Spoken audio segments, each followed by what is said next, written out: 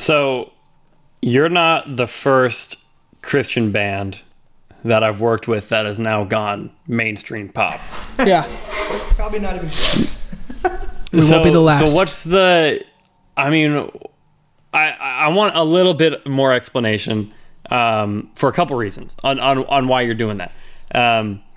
Because Christians are Christians, and sometimes they'll be like, well, they don't have the faith to stay in it or whatever.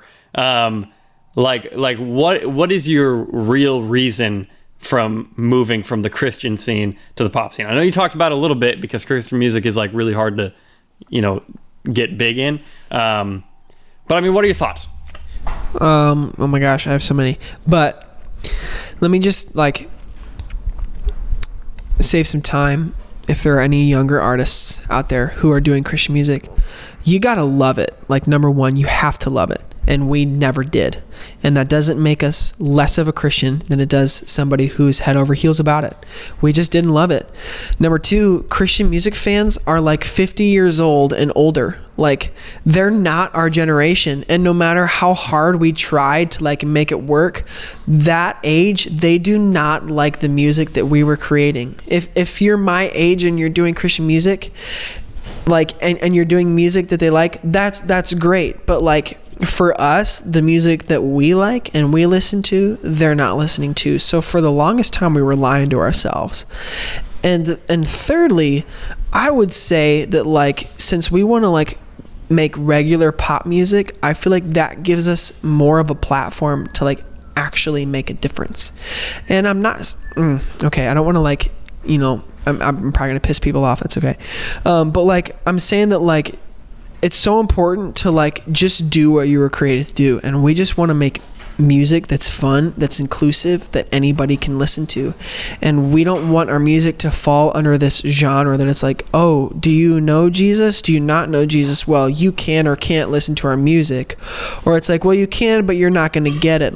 Can we make a music that is just fun, that it encourages people, that it brings people to a really fun, happy feeling, and then once they get to know us, they become a fan of who we are, they see our story, they say who we are, they see what we believe in. That's a lot more important to us. And dude, I'm telling you, it took us 6 years to get to this decision, because I felt well, since I grew up in the church and my dad was a worship pastor and I do music, I have to do Christian music. It took me the longest time to realize that no, I can actually just do music, because Christian music is that's the only career that has the title of Christian. You don't have a plumber, sorry, about the lighting. You don't have a plumber who is hey, my name's Jeff and I plumb for Christians. Are you kidding me? That is the worst business plan you could ever possibly come up with. You're cutting your margins more than half, right? And it's you're stopping your ability to reach people who will never step foot in the church, or reach people who will never turn on the Christian radio station. The goal is to go out and love on those people who don't know who Jesus is. And I will say that people are called to different things. There are artists who are called to Christian music and are called to do that. For us, we never we were not.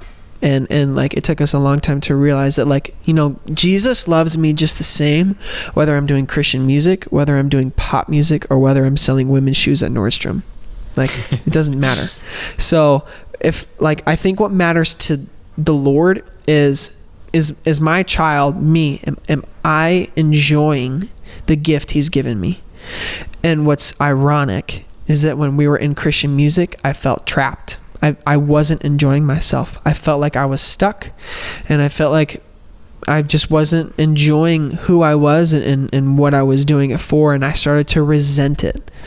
And I think that's the last thing that the Lord wants to happen to us is hey, I gave you this gift. It's like a father to a son. Dude, I gave you this gift. Just enjoy it the way you want to enjoy it.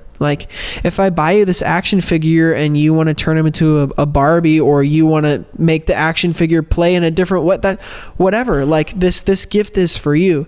That was probably the worst analogy I could have come up with. But yeah, so I want to save the younger artists anybody who might be listening to this sometime and like, man, decide first, like, where do you want to be in 10 years? Not because of what your parents say or what your church says or what your friends say. Like, where do you see yourself in 10 years? Where do you want to be? And it's like, wherever you want to be, like, work really hard to get there, because this is your life. This is your dream and your passion that was given to you by God, right? And like, if you like make it about him, and for us specifically, it's about going pop, mainstream, opening for the Chainsmokers, being bigger than the Chainsmokers someday. Like, that's the goal. And so that's the long-winded answer, I guess.